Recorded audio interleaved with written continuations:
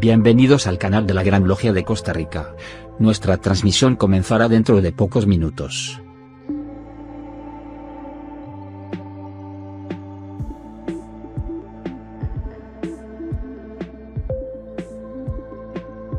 Welcome to the channel of the Grand Lodge of Costa Rica. Our broadcast will begin in a few minutes.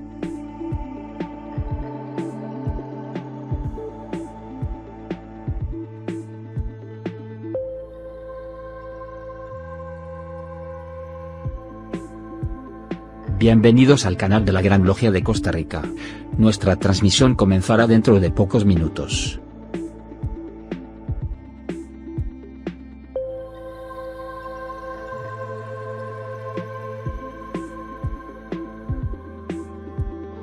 Welcome to the channel of the Grand Lodge of Costa Rica. Our broadcast will begin in a few minutes.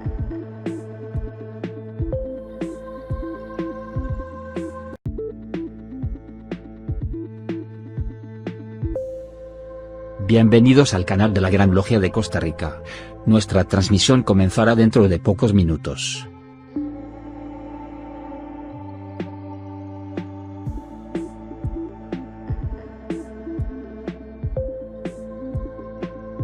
Welcome to the channel of the Grand Lodge of Costa Rica. Our broadcast will begin in a few minutes.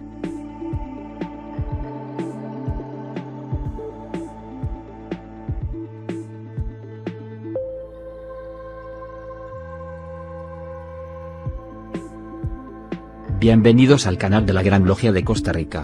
Nuestra transmisión comenzará dentro de pocos minutos.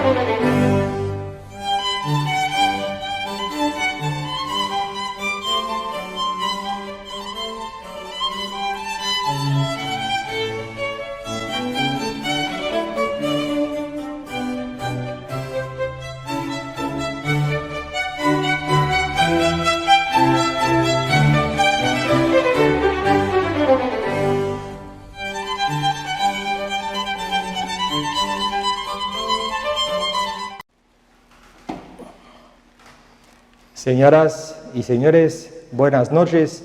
Soy Philippe Quesada Jassou, gran maestro de la muy respetable Gran Logia de Costa Rica. Bienvenidos de nuevo en nuestro canal de YouTube en la presentación de un nuevo conversatorio. Hoy presentaremos un tema de actualidad, digamos, intitulado El crecimiento del antisemitismo en el mundo actual. A efecto de este conversatorio, le presento al señor Brian Acuña. Señor Brian, que es licenciado en Relaciones Internacionales, especialista en el Medio Oriente, consultor internacional, docente universitario y analista internacional. También el señor Brian fue becado en el Instituto Internacional para el Estudio del Holocausto Yad Vashem en Israel en el año 2020, columnista en los medios Wall Street International, Magazine, Radio Sefarad, Radio Jair en Argentina y en el Centro Americano de Relaciones Internacionales. Don Brian, bienvenido con nosotros. Don Philip, pues un gusto primero que nada, un honor poder estar por acá con ustedes y pues un placer poder acompañarlos, la verdad. Muchísimas gracias. Empezamos, si quiere, claro, en el asunto. Bueno, es un tema, como bien lo dice, pues actual. Uno pensaría de que el antisemitismo se acabó después de la Segunda Guerra Mundial y la Shoah, el Holocausto. Sin embargo, es un tema que se mantiene latente. Yo en varios artículos que he escrito respecto a esta temática del Holocausto. No soy, digamos, a pesar de ser graduado del Instituto Yad Vashem, no me dedico, digamos, mucho tiempo a temas de antisemitismo y Holocausto, aunque sí lo veo desde un punto de vista histórico, pero siempre menciono de que el antisemitismo es un fenómeno que no se terminó con la Segunda Guerra Mundial. Creo que no se terminó ni siquiera después de ver el desastre que se había ocasionado en Europa, ¿verdad? Y con los millones de judíos asesinados, sino que se adormece por un tiempo, es como un animal que se duerme por un tiempo y luego vuelve a despertarse y a rugir. Si quieres, antes de hablar del presente y tal vez del futuro, empezamos un poquito con historia. ¿Qué piensa usted de hace 1000, 2000 años? ¿Cómo estamos en este periodo? Bueno, evidentemente hace 1000, 2000 años no podemos hablar de antisemitismo porque el término no existía. Es un término que aparece a finales del siglo XIX, principios del siglo XX.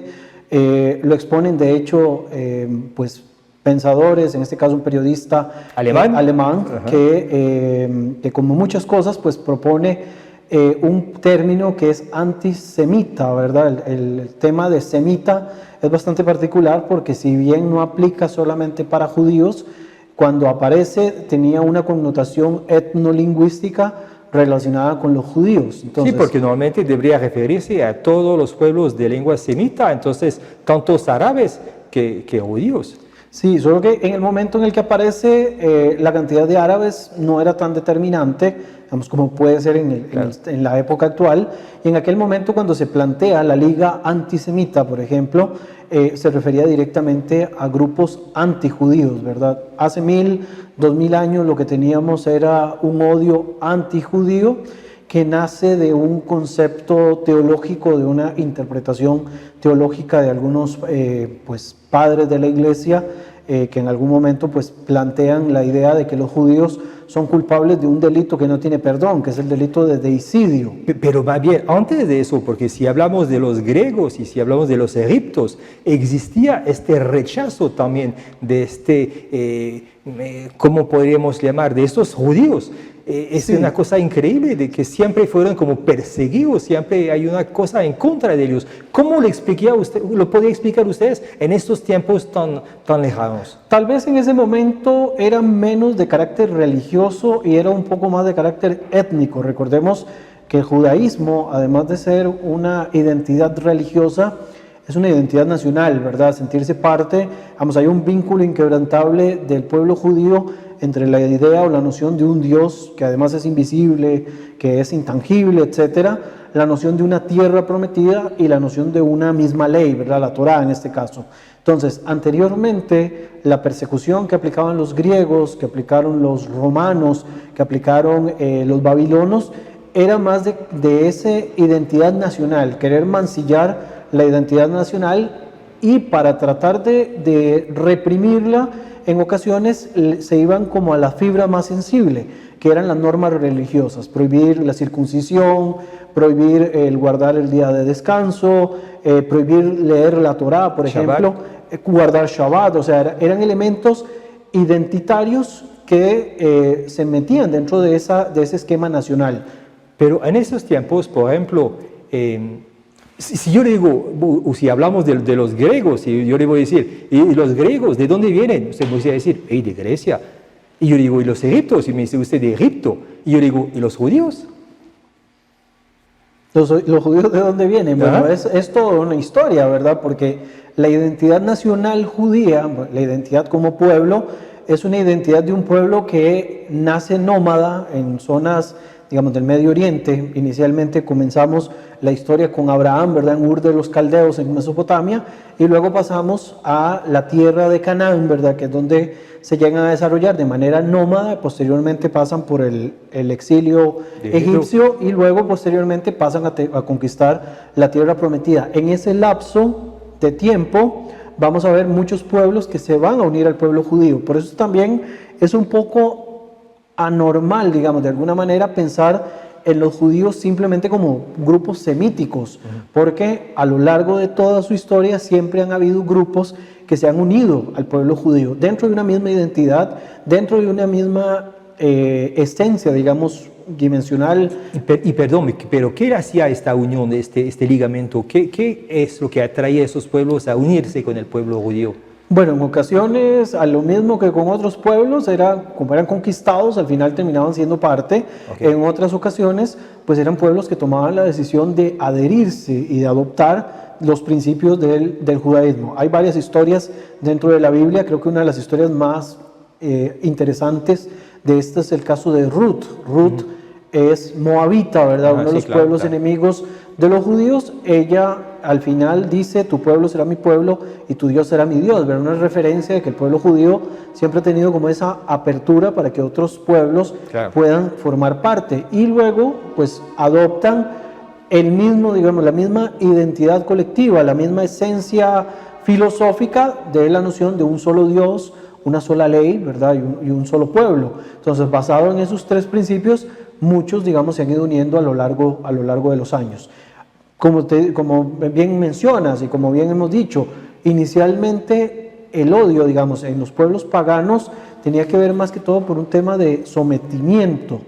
Los griegos, por ejemplo, no tenían ningún problema en adoptar nuevas divinidades o en permitir que otras divinidades fueran adoradas junto a su panteón de dioses. Sus dioses pero no querían, sobre todo, ser monoístas. No querían ser monoteístas. Y ese era el principal choque que tenían con los judíos, porque para los griegos habían dos cuestiones que eran muy contradictorias. Por un lado, la noción de un Dios único, y que además de ser un único Dios, no tenía ni forma ni manera de poder verlo, ¿verdad? Es muy se identificaban mucho los dioses por las formas en las que los griegos los ponían en los panteones. Pero un Dios que es invisible, que está en todas partes, era algo como anormal. Además, para los griegos, un tema muy importante era la exaltación del cuerpo humano, ¿verdad? Claro. Y para los griegos, si había algo contra lo que estaban, era contra el acto de la circuncisión, que para ellos eso era una profanación del cuerpo, que era lo que ellos más exaltaban.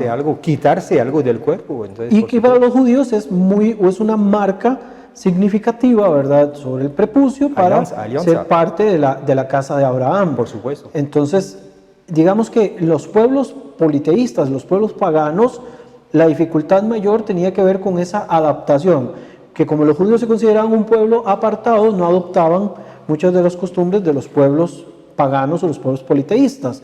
Cuando llega el monoteísmo tiene quizás un problema con respecto, las otras religiones monoteístas tienen algunos inconvenientes con el judaísmo y yo creo que con las demás religiones monoteístas, y es que sienten de que ellos vienen a sustituir lo que estaba anteriormente. De alguna manera los primeros cristianos pensaron de que ellos eran una versión mejorada del judaísmo, al punto de que ellos transforman, digamos, su ideario ya no a un pueblo identificado con un territorio, sino un pueblo que se extiende por todo el mundo, que son un Israel espiritual y que tienen una serie de normas basadas directamente en la creencia en Jesús. En el siglo VII, cuando aparece el Islam toma criterios del judaísmo y del cristianismo, crean su propia noción de libro, donde dicen esta es la última revelación y la única revelación existente, y a partir de ahí ellos imponen criterios sobre los otros grupos. Podríamos pensarlo, y con el respeto obviamente que se merece todo el público, que quizás el politeísmo era un poco más tolerante que el monoteísmo con respecto a las otras religiones, incluso el judaísmo con respecto al politeísmo. Regresamos un poco a este monoteísmo. Con una pregunta que hace rato que yo estaba pensando en eso.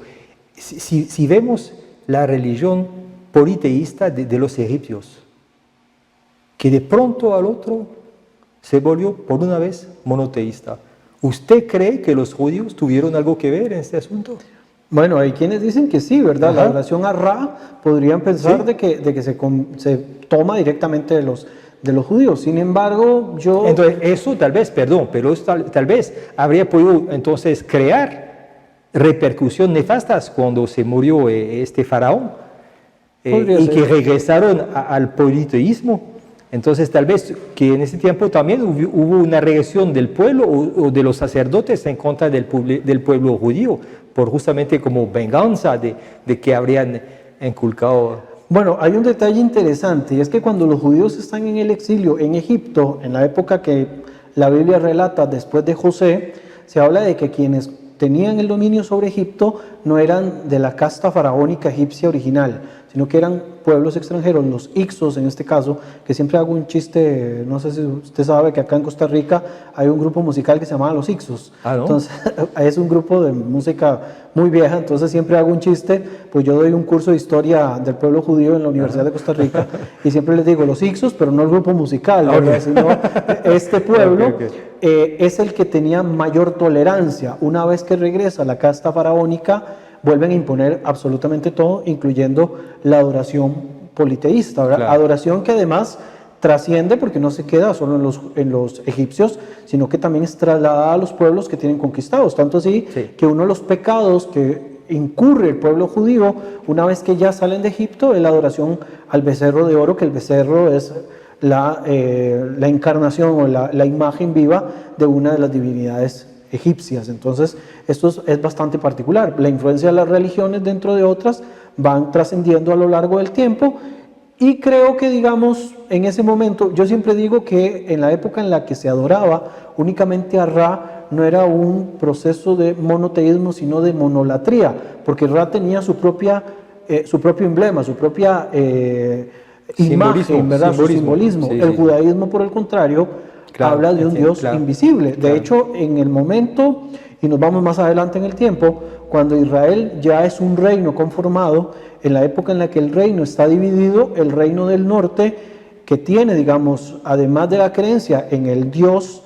de los del sur, de los de Judá, también adoptan identidades físicas de los dioses cananeos, Sí. incluyendo la diosa Astarot o Astarte, ¿sí? Que es la diosa madre y que hay muchas referencias con respecto a esto. Son, digamos, esas grandes diferencias que marcan el tema del politeísmo, del monoteísmo. El monoteísmo judío, al menos, es completamente invisible, así como el monoteísmo islámico es completamente invisible, no hay nada, digamos, que señale la imagen de Dios, Claro. que quizás en el caso del cristianismo se ve encarnado en la figura de Jesús de Nazaret. Claro. Pero bueno, eso es tema aparte y hay sus misterios y sus explicaciones, pero digamos, la diferencia entre el judaísmo con respecto a la monolatría o al respecto al politeísmo es esa idea de separación de los demás pueblos que no son iguales, y la diferencia con los otros monoteísmos es la centralidad de la figura de Dios, ¿verdad?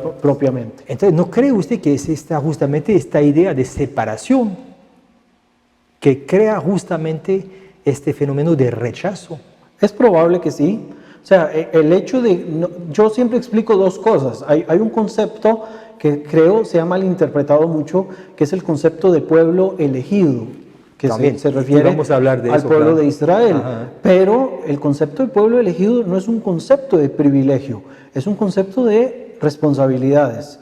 Porque una vez que el pueblo de Israel se convierte en pueblo elegido, ¿qué es lo primero que hace Dios? Les zampa los 10, zampas decimos en Costa Rica, les endosan los 10 mandamientos, ¿verdad? Y a partir de ahí ya empieza toda una serie de normativas sobre qué cosas se pueden comer, qué cosas no se pueden comer, con quiénes se pueden casar, con quiénes no se pueden casar, para ser un ejemplo para los Como otros pueblos. reglas de vida, digamos. Exacto, entonces más que un privilegio, es una posición de responsabilidad. Y yo siempre doy el ejemplo de los hijos mayores. Bueno, en mi caso yo soy hijo mayor y lo entiendo perfectamente, como en los hijos mayores siempre se endosa un nivel de responsabilidad superior que con los hermanos. Entonces uno tiene que ser ejemplo para los hermanos. Y a veces cuando había castigo para todos, el hermano mayor llevaba el castigo más fuerte porque usted es el ejemplo para los demás, entonces iba a doble ración de palo, ¿verdad? Pero te voy a dar un contraejemplo a eso. El hijo mayor es el único que tiene los derechos. ¿En qué sentido? Antes era el hijo mayor que tenía los derechos de herencia o los derechos de todo. Entonces, era considerado como el que seguía al padre. Si moría el padre, era el hijo mayor. Pero aquí tenía... tenemos un problema, el padre no puede morir, entonces no puede heredar. Y entraríamos en una discordia, porque Dios, al ser pues inmortal, no pasaríamos por ese nivel. Ahí quedaríamos en un solo nivel, que es en el nivel de pueblo ejemplo para los demás, porque efectivamente estamos hablando de un Dios que es eterno, que no desaparece nunca, entonces no hay, digamos, el techo del pueblo judío es el de ser pueblo elegido para ser pueblo ejemplo. Okay. ¿Y usted cree que el pueblo judío sufrió este concepto de pueblo elegido? Que si lo sufrió. Sí. Sí, y desde las épocas de los politeístas, porque esa noción de pueblo elegido lo llevaba a ser un pueblo apartado, porque además es el término de pueblo kadosh, pueblo santo, sí. que la palabra santo significa sencillamente apartado, no es que caminan 3 metros sobre el aire, ¿verdad? Sino que es una noción de que tienen que estar separados del común. Entonces, en la época de los politeístas, eso, digamos, les hizo ser vistos como poco avanzados por pueblos como el griego o el pueblo romano en aspectos tecnológicos, y en cierta manera al mantenerse apartados los hacían no ser tan desarrollados en algunos aspectos como la metalurgia y otras cosas que obtienen de otros pueblos.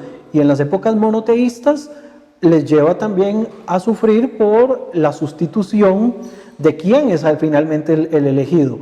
De nuevo, el pueblo que le sigue del monoteísmo al judaísmo es el cristianismo, creen en el Israel universal, ese que se centraliza en la figura de Jesús como elemento que lo convierte en el Israel espiritual, y luego tenemos el caso del Islam como la última revelación que los lleva a sentir que ellos son los elegidos, ¿verdad? De alguna forma, desde un punto de vista espiritual. Entonces, esta noción de la herencia, que parece mucho al relato de Saúl y Jacob, ¿verdad?, del Antiguo Testamento, claro.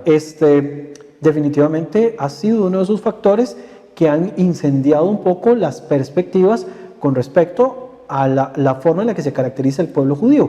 Yo lo veo desde esas dos perspectivas, principalmente en lo que es antisemitismo religioso, el tema del pueblo elegido y las sustituciones del pueblo elegido, y la noción de deicidas, de asesinos de Dios, que por suerte, digamos, con los musulmanes, ellos como no consideran a Jesús Dios, pues cambian un poco ahí la trama y no lo ven, digamos, desde esa perspectiva. Ok, entonces vimos lo que pasó hace 1000, 2000 años con los egipcios y los griegos. Después viene el nacimiento del cristianismo, y sin embargo, aunque siendo Jesucristo judío de origen, vemos tal vez, como decía usted, tal vez la muerte de Jesús,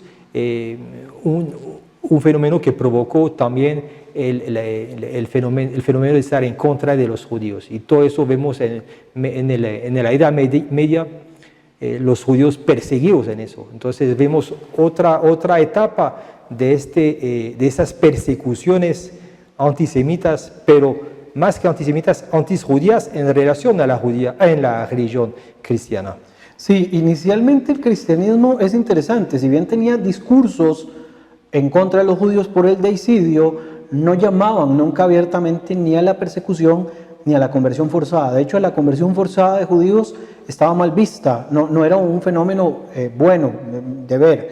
Es hasta que ya llegamos a la época del reino visigodo, en las zonas de España principalmente, que ya los reyes, que además se veían como figuras religiosas al mismo tiempo, obligaban en algunos momentos a los judíos a convertirse. Ojo, desde los primeros 4 siglos, el siglo IV, V, por ahí ya había una división muy marcada entre judíos y cristianos, al punto de que se prohibía la conversión al judaísmo y se prohibía también a judíos, exjudíos, volver a convertirse al judaísmo, ¿verdad? Era todo este rollo.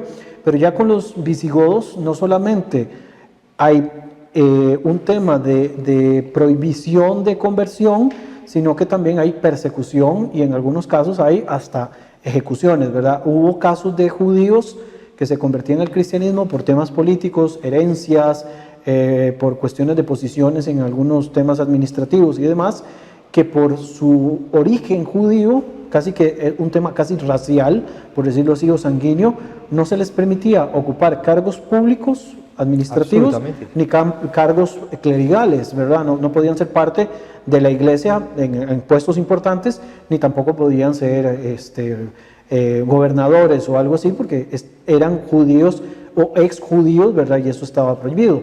Ya después de ahí empiezan todos los libelos de sangre, las acusaciones de que los judíos utilizan sangre de niños cristianos para hacer el pan para Pesaj, para la Pascua, Y a partir de ahí esto se convierte en una excusa para una de las partes más negras de la historia de la judería europea, que es la expulsión de los judíos de la península ibérica. Posteriormente replica en Inglaterra y en otros países donde también se da. Empezó Isabel, eso, ¿no? La reina Isabel. ¿No? Sí. Sí, claro. ¿Y cómo se llaman los judíos que se tenían que convertirse? Los marranos. Los marranos, sí. Exactamente, sí. Se les llamaban o nuevos cristianos o marranos, ¿verdad? Marranos era la forma más despectiva, porque decían que los marranos se convertían por temas políticos, pero internamente seguían practicando el Shabbat y todo eso. No, absolutamente. De hecho, la palabra marrano viene del término árabe muharram, que significa algo que está sucio, que es desagradable. Entonces, por eso también se utilizaba el término marranos, ¿verdad? Ok. Entonces, se fueron de España y de Portugal y se fueron para el norte de Europa. Se fueron principalmente para el norte de África. Sí, otros huyeron, vinieron a América. En los territorios árabes. Sí. Es que eran mucho mejor percibidos por los árabes que por los Inicialmente eran bien percibidos por los árabes, y es curioso que el fenómeno del odio antijudío en las comunidades árabes son una herencia europea. Cuando los europeos empiezan el proceso de colonización de los territorios árabes, curiosamente también exportan el modelo de judeofobia, al punto de que ya a finales del siglo XVIII, principios del siglo XIX, se empiezan a dar persecuciones de musulmanes contra judíos. Ojo, es un fenómeno que se ha mantenido a lo largo del tiempo, porque desde un punto de vista legal, los judíos y los cristianos en el mundo musulmán tienen una categoría que se llama la categoría de dhimis, y el dhimmi es un ciudadano de menor calidad que tiene que pagar un impuesto especial. Sí, se llama la jizya, por cierto. Exactamente. Sí. Y tienen prohibiciones, por ejemplo, el consumo de alcohol, que en el Islam está vetado. Bueno, en algunos países en la época actual es un poco más flexible.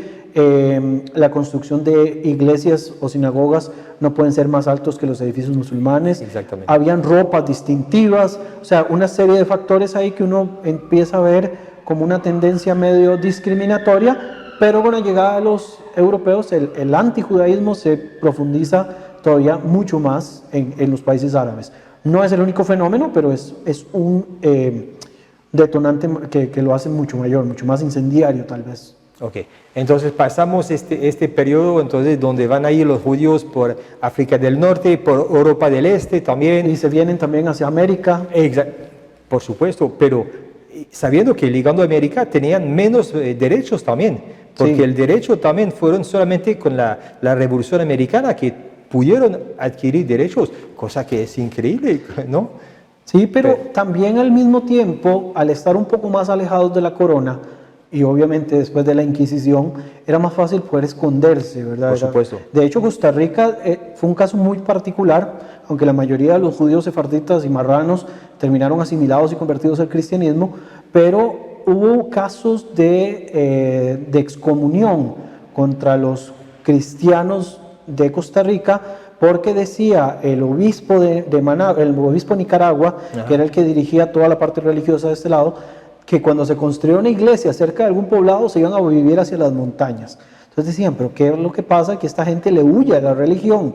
Entonces estudios posteriores llegaron a la conclusión de que era probable de que estos huyeran porque eran en realidad judíos y que se estaban aprovechando de la lejanía con respecto a la corona para poder practicar acá sus ritos, obviamente adaptados ya a la realidad costarricense, porque hasta en cuestiones de comida dejaron de cuidarse. Pero se cree, digamos, que eso les dio muchas ventajas.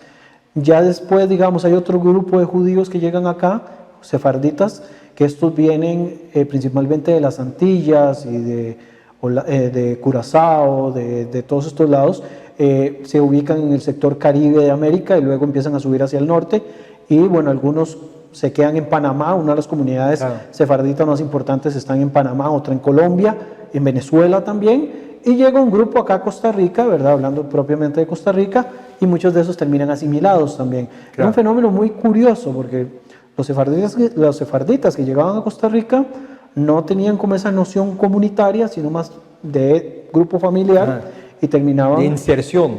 Terminaban asimilados y se veían como el resto de la población. Digamos, hay apellidos que uno ve en la actualidad que son de origen sefardita, como el Pisa, Calderón, por ejemplo, que son originarios de judíos sefarditas. El Maduro, el Torres, muchos de estos apellidos son directamente sefarditas y llegaron acá y terminaron asimilados.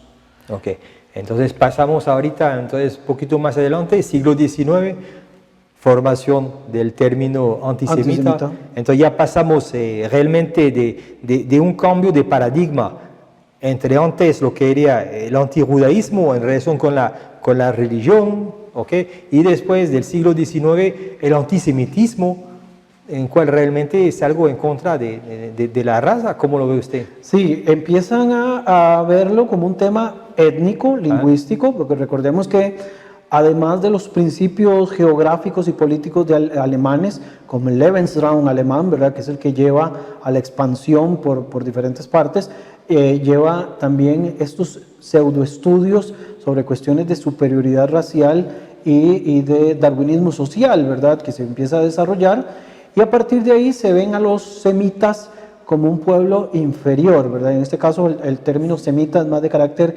lingüístico que étnico, porque sabemos las mezclas que han habido a lo largo del tiempo, y empieza a darse todo un discurso antijudío, que nace también en inicios una mezcla entre el antijudaísmo clásico religioso mezclado con el tema de inferioridad racial y de cuestiones como la maldad insersa en el gen judío, pero se habla de un gen del mal en algún momento, que también se utiliza en otros contextos y se empieza a expandir. Hay un fenómeno interesante y que por el contexto político termina cambiando, y es que uno de los países que se muestra más aberrante con el tema de los judíos es Francia. El tema de los franceses, por alguna razón, políticamente hablando, pues tenían una posición muy negativa con respecto a los judíos, y sin embargo el contexto político llevó a que el crecimiento del germen del antisemitismo más fuerte se diera en Alemania, al punto de que llegara un liderazgo como el de Hitler, que lo mezcló entre el misticismo que él tenía ahí medio extraño, ¿verdad?, panteísta y demás, con los principios de la superioridad racial, a los cuales el estándar de él mismo no cumplía, y después los temas ideológicos geopolíticos de querer expandirse por toda Europa. Pero justamente en este momento, ¿qué hace que cambie el paradigma? ¿Qué es lo que le está reprochando al judío?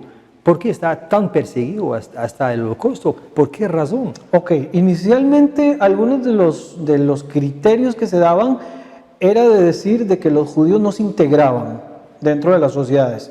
De hecho, eso fue uno de los detonantes para que dentro del propio judaísmo se diera un tipo de iluminismo y se creara el movimiento de la Haskalah, que el movimiento de la Haskalah es el movimiento del iluminismo judío, donde buscaban mantener la identidad judía como una identidad particular, propia. Interna, y poder integrarse dentro de la sociedad. Lo que pasa es que existía choques en aquella época con la identidad nacional. No se concebía de que alguien pudiera considerarse a sí mismo judío y al mismo tiempo parte de un territorio determinado. O sea, por eso mucho de la venta de la idea era que Europa, y es un discurso que escuchamos en la actualidad, es blanca, cristiana y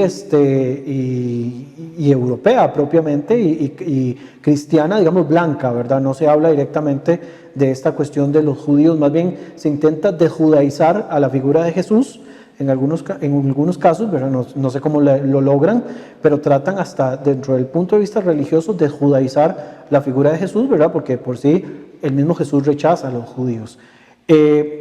Y lo que hacen es que le empiezan a reprochar cosas que ocurren en el entorno. Por ejemplo, en la Primera Guerra Mundial se le reprocha a los judíos. Uno de los discursos de Hitler es que los judíos fueron los ocasionantes de la Primera Guerra Mundial. Hay uno de los discursos famosos donde él dice: y si los judíos nuevamente nos llevan a una guerra total, esta será su aniquilación, ¿verdad? Como haciendo señalar de que los judíos fueron los culpables de la Primera Guerra Mundial, y también les acusaban de traidores, de que en la Primera Guerra Mundial traicionaban a Alemania cuando hubo grandes generales condecorados que eran judíos, y también en algún momento se les culpó por las crisis económicas, la crisis de la bolsa, ¿verdad? Se le acusa a los 1933, judíos. Y claro. Anteriormente también se les acusa con el mito de Rothschild, ¿verdad? De la familia esta, de dominación del mundo. De la dominación económica mundial, empieza todo un mito que también se nutre de un panfleto antisemita que son los protocolos de los sabios de Sion, que es de Sergei Nilus, que en realidad lo que él hace es que toma un libro anterior que se llama Los diálogos del infierno de Montesquieu, del barón de Montesquieu, y a partir de ahí empiezan a generar ya no el judío religioso, sino el judío que mete, digamos, los hilos del poder dentro de todas las esferas globales. Pero entonces yo veo como un antagonismo en lo que me dice usted en relación del pueblo judío, que era una raza inferior, tal fue el término usted que empleó, y ahora me está hablando de una dominación del mundo por los judíos. Entonces, ¿cuál de los dos? O no sé. Sí, suena muy contradictorio, sí, porque en realidad es contradictorio. O sea, como una minoría, como el pueblo judío, que además no significaba ni el 1% de la población mundial, iba a poder dominar el mundo. Y sin embargo, como ocurre en muchos conflictos, en muchos momentos de la historia, cuando no tenemos respuestas, empezamos a crear conspiraciones. Y bueno, yo creo que... Y miedo. Y yo creo que acá es el lugar perfecto para poder decir esto, que se crean conspiraciones sobre aquello que vemos desconocido, sobre aquello que no entendemos. Entonces, como no lo entendemos y como no estamos metidos o no estamos mezclados en esto, empezamos a crear todo un mundo paralelo, tal vez inexistente, donde empezamos a crear fantasmas de cosas que no hay. Y sobre el judío pasó eso, y pasa sobre los inmigrantes en la actualidad en algunos países. Empiezan a acusarles de que les roban el trabajo, que les quieren robar a las mujeres, que les quieren quitar territorios, etc. Entonces, a partir de ahí se empieza a crear todo un imaginario de un personaje que no existe. No recuerdo en estos momentos quién lo decía, pero lo repite en algún momento Gustavo Peretnik, que es un analista argentino, que él decía que si los antisemitas, que si los judíos no hubieran existido nunca, los antisemitas o los conspiradores habrían creado la figura del judío con la intención de culpar a alguien de los males que ellos estaban sufriendo. ¿Qué es lo que hace Hitler? Busca un chivo expiatorio en aquel que está mezclado, porque los judíos alemanes estaban totalmente involucrados dentro de la sociedad alemana, insertados completamente. Era ver otros alemanes, los convierten en chivos expiatorios y empiezan a crear todo un marco de propaganda con respecto a esto. Y uno ve la propaganda, una propaganda muy cargada de estereotipos, de ignorancia, y la gente en un marco de ignorancia siempre opta por el camino fácil, que es el camino de la conspiración. Pero qué interesante lo que dice en relación al hecho de que del ser humano cuando no conoce algo y que provoca este fenómeno, este tipo de fenómenos. Pero la pregunta siempre que me hice en relación a eso es, ¿por qué no se quiere conocer?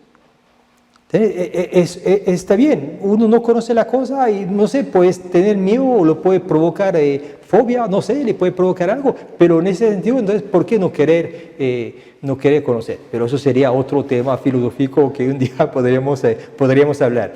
Bueno, ligamos a Hitler y ligamos al Holocausto, eso es el punto... digamos, el punto más desastroso de la persecución judía. O por lo menos el que conocemos más. Tal vez hubo antes... y el más reciente, además. Sobre todo el más reciente. Entonces, llegamos a este punto, y cuando llegó a este punto y que pasó este punto, se pensó un momento que se iba a terminar el antisemitismo. Digamos que tanto sufrimiento podría demostrar al mundo que había que aniquilar este antisemitismo. Y más bien, yo no sé si no lo está fomentando más bien, ¿no? Creo que el fenómeno fue directamente porque no se combatió el antisemitismo, se combatió el nacionalsocialismo como movimiento político, pero el antisemitismo como pensamiento no se ha combatido por completo. De hecho, que muchos culpan a los judíos de la devastación de sus respectivos países durante la Segunda Guerra Mundial. Como venían a buscar a los judíos y como los judíos no salían, entonces nos arrasaron el país, ¿verdad? Ocurre, por ejemplo, en Polonia, Claro. de que muchos todavía culpan Pero en el a los gueto, judíos. ¿sería un país el gueto? No sé, pero... Sí, pero en todo caso, Polonia fue uno de los primeros países, bueno, claro. el primer país en ser invadido y además uno de los países más golpeados, y otros países culpan, digamos, a los judíos de la Segunda Guerra Mundial. Curiosamente. Yo más bien escuché que los culpan a ellos del sufrimiento que ellos tuvieron. Que ellos mismos sufrieron. Bueno, No, pero eso es increíble, es decir, que les culpan al extremo, los culpan por el holocausto, como que si fuera una culpa de ellos que pasó esto. como si hubieran tenido opción. Sí. Que es bastante, y yo lo que opino, digamos, en este punto es eso, que se trató tanto de combatir el punto de vista político, que uno lo ve en Europa, las parafernalias, los símbolos nazis y relacionados con el nacionalsocialismo, en la mayoría de los países, si no es que en la totalidad, están prohibidos. Sí. No pasa así en Estados Unidos. En Estados Unidos hay un fenómeno de antisemitismo interesante también que se puede hablar, pero ahorita estamos concentrados en Europa. Pero, ¿qué hicieron los que tenían este pensamiento? Cambiaron la parafernalia, usaron símbolos alternos, uno lo ve, la mayoría de los grupos en Italia, en Alemania, en Francia, en España, usan símbolos que no están prohibidos y siguen expandiendo exactamente los mismos mitos, porque el mito del judío internacional, del judío que controla los hilos de las economías y de los poderes políticos no desapareció. El mito se mantuvo a lo largo del tiempo porque nunca se combatió el problema de raíz, que el problema era el antisemitismo. El problema inmediato era el nacionalsocialismo, porque políticamente hablando se estaba comiendo Europa, pero ideológicamente hablando el problema enquistado era el problema de odio contra los judíos. ¿Usted cree que es el mito que mata? Yo no creo que sea creo que el mito es el que lo nutre más bien. Pero el no deseo de las personas por romper con el mito, como dijo usted anteriormente, de averiguar si es realmente así, hace que el mito se replique y se mantenga. Doy un ejemplo. En algún momento conocí a un miembro de la comunidad judía que dice que él estuvo en España, iba a dar una disertación de algo que no tenía que ver ni con la comunidad judía y sabían que él era judío. Dice que cuando él llegó, la persona que lo invitó en el aeropuerto se le quedaba viendo fijo a la cabeza y ya lo tenía incómodo y le dijo, mira, discúlpame, pero tienes rato de estarme viendo la cabeza, no sé, que si es que tengo algo, no sé qué. Y le dijo, mira, discúlpame, pero es que a mí siempre me han enseñado que los judíos tienen cuernos. Ah, que es verdad. Estamos ¿Por hablando- eso que tiene gorra usted? Es por eso, para que no se haga- Perdón, era broma. No se preocupe. Me gusta ese tipo de humor. Es algo que uno dice es irracional, porque los odios generalmente son irracionales y preferimos, y un día de esto leí una frase muy interesante que decía que las conspiraciones son más fáciles de aceptar porque no nos obliga a confirmarlas o a comprobarlas, son solamente de creerlas. Sí. En cambio, los métodos científicos y las explicaciones científicas hay que sentarse y analizarlas y pensarlas. Y pensemos en el mundo actual, en el pleno siglo XXI, que todo es instantáneo, que todo nos lo han prefabricado, los mitos son más fáciles, y lo vemos con el tema de ahora de la pandemia. Para la gente es más fácil creer en conspiraciones y creer de que estamos en medio de algo, de un nuevo orden mundial, que además el término cuando nace ni siquiera nace bajo esos conceptos, pero la gente prefiere creer que efectivamente estamos en medio de una conspiración de un grupo que nos quiere mantener sometidos, a pensar que efectivamente estamos en un momento de la historia en que apareció un virus que nos está afectando a todos. Yo y que creo mata a las que, personas. perdón, yo creo que lo que realmente provoca eso es el miedo. Yo creo que muchas cosas, y lo podemos ver ahora con esta cosa de la pandemia, lo que maneja todo es el miedo. Y como estamos bombardeados de información, de televisión, de prensa, entonces al final estamos como bajo esta tensión del miedo. Y pasa exactamente la misma cosa si me permite la comparación, por supuesto, pero el no conocimiento me provoca justamente este miedo. Si yo no lo conozco a usted, ¿qué me va a hacer usted? Y si yo lo veo con plata, ¿de dónde viene esta plata? Entonces voy a poner todo en duda de cómo, de por qué, de dónde viene. Y eso crea justamente, después del miedo, un fenómeno que se llama envidia. Y siempre lo he escuchado diciendo que los judíos son los que tienen más plata, que a ellos todo les va bien, etcétera, etcétera. Entonces, por supuesto que a la gente que le va mal, la envidia. Sí, y lo cierto del caso es que cuando ya te acercas y conoces a la comunidad judía, te das cuenta de que como hay judíos que tienen mucho dinero, por supuesto, hay judíos que no tienen dinero. Imagínate. Y que más bien la propia comunidad en ocasiones les ayuda, soporta y ayudan a los que no tienen. Pero ¿no sería eso que le reprochamos a ustedes? ¿Qué? ¿Esta ayuda? ¿Por qué? ¿Cómo por qué? Sí. Porque si a mí mañana me pasa nada, me pasa algo. Pero la comunidad judía no solamente ayuda a personas judías. La comunidad judía tiene una serie de organizaciones que hacen trabajo para personas no judías. Voy a mencionar un par de casos. Del caso de Costa Rica, la organización Damas Israelitas, que en algún momento de la historia conozco, sí, han donado hasta una colonia completa de casas hace 30, 40 años, por ahí. La organización Cadena, que es una organización de ayuda humanitaria en casos de desastres naturales, nace en México, ahora tenemos una sede acá. ¿Cuál es quizás lo que nos falta quizás para este tipo de cosas? Prensa. ¿Por qué? Porque en el judaísmo hay un principio que es lo que tu mano derecha hace que no lo sepa tu mano izquierda. Entonces, mucha de la ayuda social que se da se hace silenciosa, no se anda divulgando porque es un principio, digamos, dentro del judaísmo. Dentro del judaísmo existe un principio fundamental que es el principio de Tikkun Olam, que significa reparar el mundo, hacer del mundo un lugar mejor para todos. Y ese Tikkun Olam se hace silencioso. Uno hace Tikkun con una sonrisa a una persona desconocida que quizás la necesitaba, o hace tikkun donando, no sé, todo un montón de camas para un pabellón de un hospital. Al final el asunto es hacer sin necesidad de que todo el mundo lo sepa. No es que los judíos solamente se ayudan entre judíos. Obviamente, si yo, digamos, dentro de mi casa, mi familia tiene un problema, yo voy a recurrir a ayudar a mi familia. Pero eso no quiere decir que si yo tengo la capacidad, también voy a ayudar a los que no son de mi familia, porque efectivamente es así. Y creo que, como bien lo dices, a veces la ignorancia lleva al miedo y el miedo lleva a la envidia. Y definitivamente en esto ocurre montones. Sí. Y en la época actual, otra vez vamos replicando un mismo patrón. Totalmente.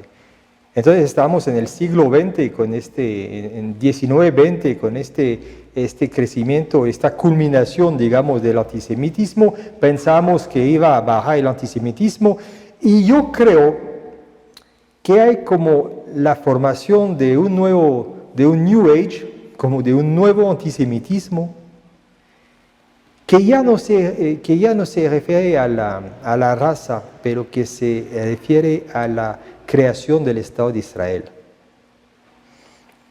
Ha dado en el clavo completamente, porque el nuevo antisemitismo se oculta tras la máscara de un supuesto antisionismo, y sionismo está mal entendido, sin ninguna duda, porque sionismo es un movimiento nacional que busca la autodeterminación judía. Se da todo un desarrollo, ¿verdad?, para crear el marco institucional de Estado hasta que se pueda dar el proceso de independencia en el año 1948. Eventualmente vamos a entrar en el periodo de la Guerra Fría y esto va a generar bandos desde el punto de vista político global. Por supuesto. Y dentro de estos bandos va a haber, digamos, los países árabes más grupos asociados a la Unión Soviética van a tener un discurso anti-israelí. A veces surge la pregunta, bueno, ser antisionista es antisemitismo propiamente. Algunos podrían decir que no, si dejáramos el sionismo simplemente como una ideología sintética política, o sea, que sea algo estéril. Sin embargo, como la esencia del sionismo es la autodeterminación del pueblo judío en una patria en la cual no sufran, digamos, de antisemitismo, de la persecución, podríamos pensar que el negarle el derecho a los judíos a ese proceso de autodeterminación es una forma de antisemitismo moderno.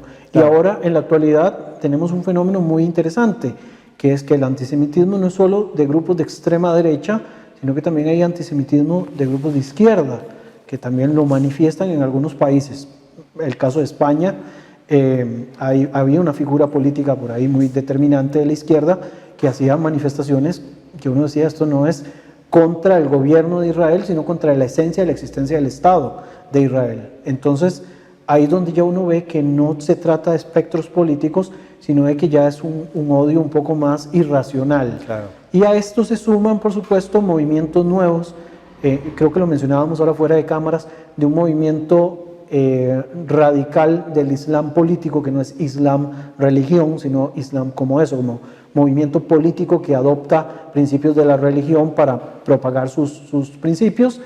Y también tenemos un nuevo movimiento que es el movimiento de BDS, que es movimiento boicot, sanciones y desinversión contra Israel, que uno de sus principios técnicamente y de sus fundadores, que fue Omar Barghouti, niega la posibilidad de la existencia de un Estado para los judíos, lo cual es abiertamente antisemita. Eso no se podría, digamos, Claro. como catalogar de otra manera. Para regresar al tema principal de nuestra conversación inicialmente, ¿y qué piensa usted del crecimiento del antisemitismo ahorita en este mundo actual? ¿Crece? Sí, ¿Fuerte? ¿Peligroso? Es preocupante porque en ocasiones parecieran como la antesala del antisemitismo que trajo la tragedia de la Segunda Guerra Mundial. Ojo, a diferencia de la época de la Segunda Guerra Mundial, que no existía un Estado de Israel, en la actualidad existe un Estado de Israel y muchos judíos que han visto el fenómeno del antisemitismo crecer en sus diferentes países han tomado la decisión de migrar hacia Israel. Evidentemente, esto no debería de ser la solución, porque si vives bien en un país deberías de estar tranquilo. Pero, por otro lado, se me viene a la memoria una frase que decía el Lord y rabino también, Jonathan Sachs, creo que es el apellido de él, que él decía que el odio que empieza con los judíos no termina con los judíos. Y recordemos que hay otras minorías que también podrían eventualmente sufrir de persecución, en el caso de Europa y en el caso de los Estados Unidos, que podrían nacer de este odio del antisemitismo clásico, del antisemitismo actual, y después emprenderla contra ellos. Y voy a hacer un panorama muy rápido. Hablé del Islam político y he hablado de los grupos de extrema que se han mezclado. En Europa tenemos ese fenómeno que es una desgracia y una bomba de tiempo. Por un lado, tenemos el despertar de una nueva ultraderecha racista que están buscando cualquier ocasión para generar algo de caos, y por el otro lado tenemos Islam político, grupos radicales islámicos que se han involucrado, y en el medio, ¿quiénes tenemos? A los que no están asociados con ninguno de los dos grupos, pero que si sienten una amenaza de la contraparte, se van a acercar al que se parece más a sus ideales. No a sus ideales, pero sino con el que se sienten más identificados. Los musulmanes no radicales, al sentirse que no son aceptados, que son rechazados, que no los sienten como ciudadanos o los ven como ciudadanos de segunda, evidentemente no pueden huir hacia la extrema derecha, terminarán huyendo y afiliándose con los grupos radicales islámicos.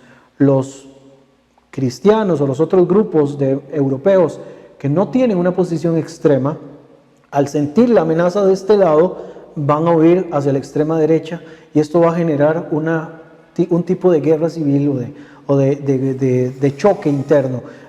Creo que Huntington le llamaba choque de civilizaciones, aunque él lo explicaba de una cuestión de Oriente contra Occidente, pero yo lo veo, digamos, en un micro de choques internos que pueden llegar a atomizar la composición que tenemos actualmente del Estado-Nación. Hay un concepto que habla de que el mundo está tan polarizado de que llegará un punto en el que vamos a recurrir más al etos, al grupo pequeño, que a la noción de Estado-Nación, y la noción de Estado-Nación se va a ver cada vez más desplazada. Entonces, creo que sí, digamos, el peligro del antisemitismo no es solamente para los judíos, es porque con el antisemitismo, y veámoslo con el ejemplo que se habla siempre de que el judío es como el canario en la jaula de los mineros, que cuando no hay oxígeno, el canario cae desmayado, entonces saben que hay un peligro. Entonces, cuando vemos este resurgir del antisemitismo en Europa y en Estados Unidos, que para mí es un fenómeno muy, pero muy peligroso el que se está dando en la actualidad,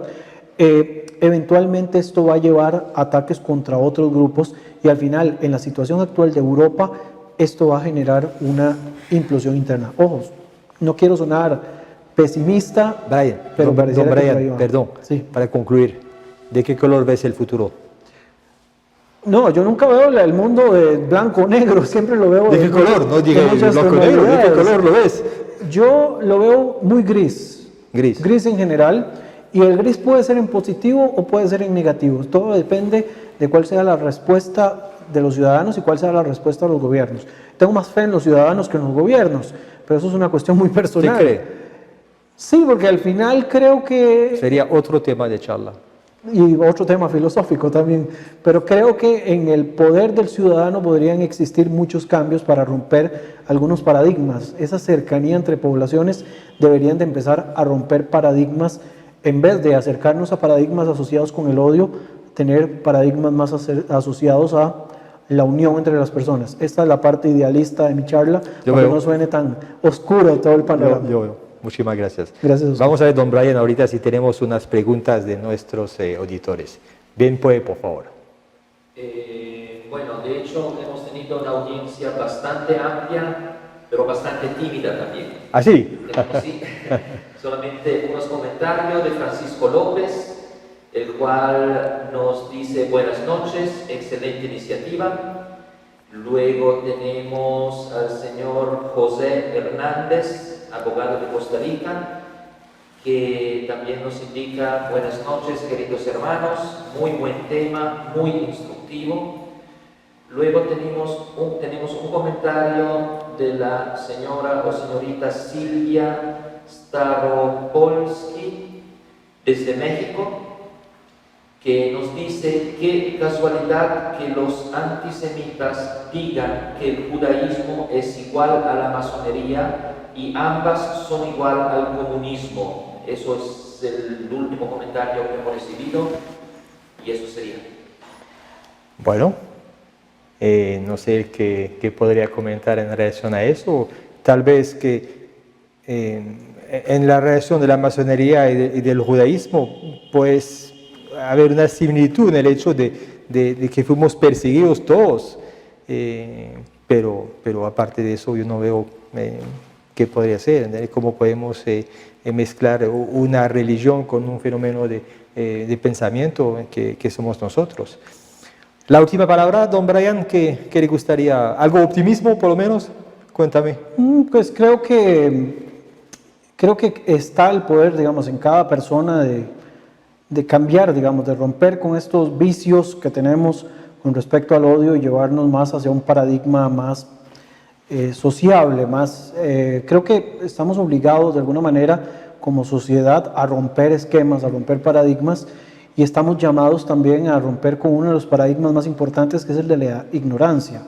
El tema de dejar de suponer y empezar a buscar para poder encontrar la verdad. Ahora que hablan del tema de masonería y judaísmo, me acuerdo una vez que escuché un comentario de alguien que había dicho que había estado en la sinagoga principal de Costa Rica y que el altar que estaba en el centro era hecho de oro puro.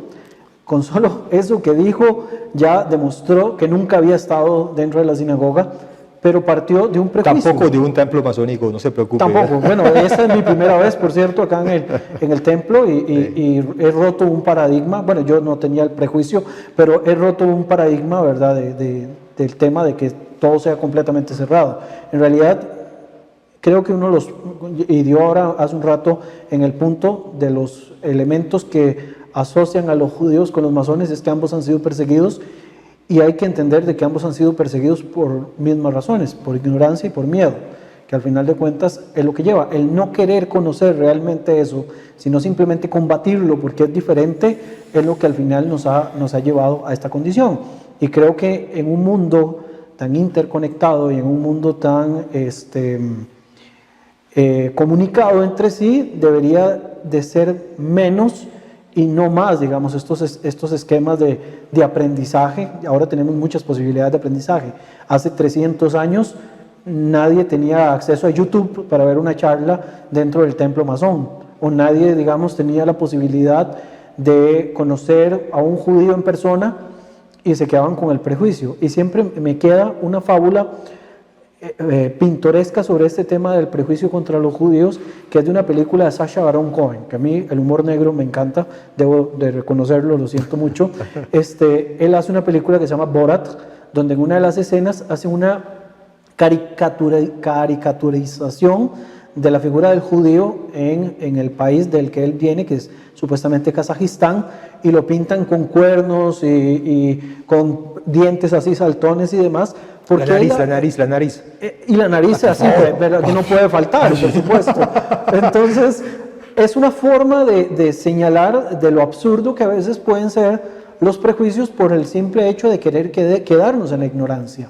Y creo que si algo podemos tener de positivo, a pesar y muy más allá del montón de noticias negativas que recibimos por redes y por televisión y hasta por Netflix, es que podemos encontrar una luz en el camino, que es aprovechar los recursos que tenemos para ir rompiendo las barreras de la ignorancia y las barreras del miedo, que al final creo que en eso se resume todo, dejar la ignorancia de lado para que el miedo vaya cediendo y le dé paso al conocimiento. Y entender sobre todo, don Marián, que nosotros somos todos humanos. Así es.